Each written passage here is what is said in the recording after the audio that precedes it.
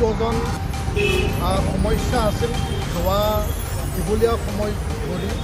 ইয়াৰ পিছত আহি আজি আমি 1 ডজন সমস্যাক লৈ পেলাই আলোচনা কৰিলোঁ, কাৰণ 1 ডজন সমস্যা সমাধান হৈ গ'ল আগত। তো আমি আহ্বান জনাইছিলোঁ যে বৰ্তমানৰ চৰকাৰে শিক্ষাৰ ওপৰত যিহেতু গুৰুত্ব সহকাৰে তেওঁলোকে কাম কৰিছে, বড়ো মাধ্যমত যিমান সমস্যা আছে যিখিনি পেণ্ডিং আৰু এইটো প্ৰাপ্য অধিকাৰ ৰাইট টু এডুকেশ্যন এক্টৰ অধীনত, তো এইখিনি সমস্যা সমাধান কৰিব লাগে।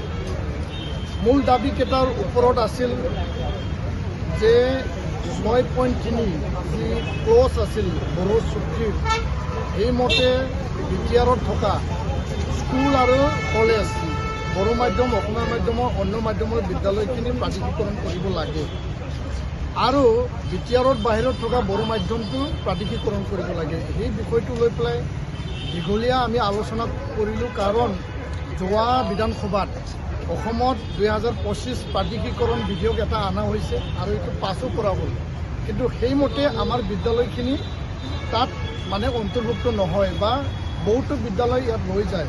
এইটো এটা একৰ্ডৰ স্পিৰিট আছিল। তো এই বিধানসভাত আমি দেখিবলৈ পালোঁ যে শিক্ষামন্ত্ৰী ডাঙৰীয়াই BTC কৰিবলৈ অধিকাৰ দি আছে, যিহেতু এই ট্ৰেন্সফাৰ ছাবজেক্ট। তো ইয়াৰ কাৰণে আজি আমি স্পষ্ট আমি এটা নীতি তৈয়াৰ কৰিলোঁ। 6.3 আধাৰত BTCয়ে এটা নতুন মানে এমেণ্ডমেণ্ট এক্ট বনাই পেলাই স্কুল প্ৰাধিকৰণৰ প্ৰক্ৰিয়াটো তেওঁলোকে ত্বৰান্বিত কৰিব আৰু ৰাজ্য চৰকাৰে সকলো দিশত সহযোগিতা কৰিম বুলি আমাক আশ্বাস দিছে।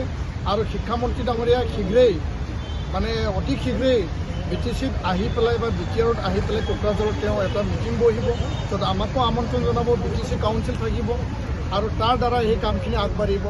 BTCত বাহিৰত থকা বড়ো কছাৰী কাউন্সিল এৰিয়াৰ যিখিনি বিদ্যালয়, এইটো BKWSCক তেওঁলোকক ন্যস্ত কৰি পেলাই কি ধৰণে প্ৰক্ৰিয়াটো নিব পাৰে আৰু কাৰ্বি আংলঙত থকা বিদ্যালয়খিনি কেনেকৈ আগুৱাই নিব পাৰে, তাৰ কাৰণে শিক্ষামন্ত্ৰী ডাঙৰীয়াই আমাক প্ৰতিশ্ৰুতি প্ৰদান কৰিছে। এটা প্ৰয়েক্টিভ এটা ষ্ট্ৰেটেজি ওলোৱা হৈছে।